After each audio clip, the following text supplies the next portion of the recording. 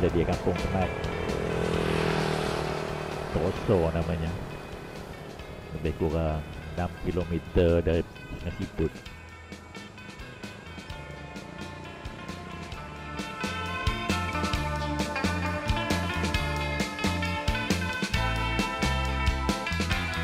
Rumah tu dengan pah teman dulu sini lah.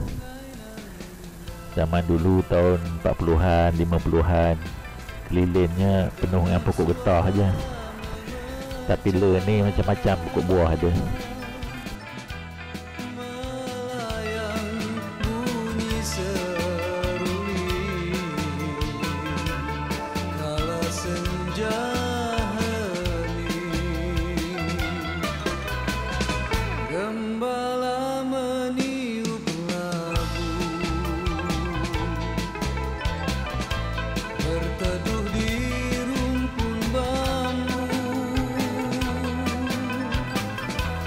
Ada pokok manggi.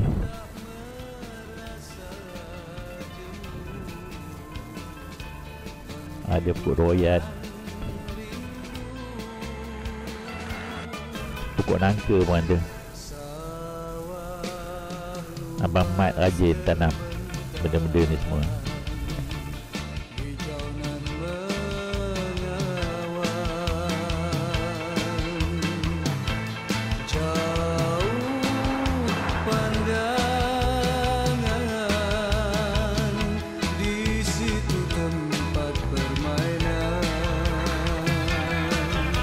Abang Mat tengah metik buah nangka.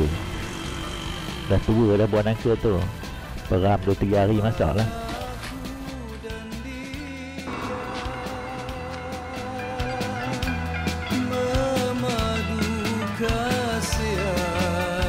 Pokok pisang banyak. Pisang ambu, pisang awak. Ada pokok rambai. Bunga kantan ada tanamnya.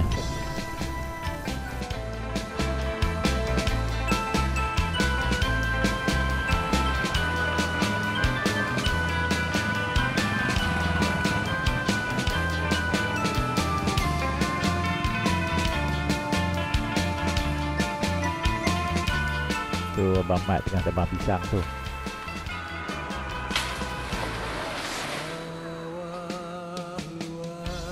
Ni nangka madu, nangka masak dah. Melo seronok lah makan nangka madu. Manisnya berdenting.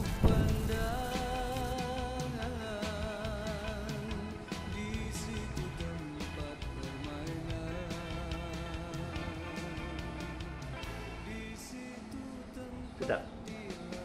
Sedap. Manis tak? Ni rumah Abang Mat baru perbaiki ni. Sinilah tempat kami duduk 2-3 hari masa cuti-cuti kampung.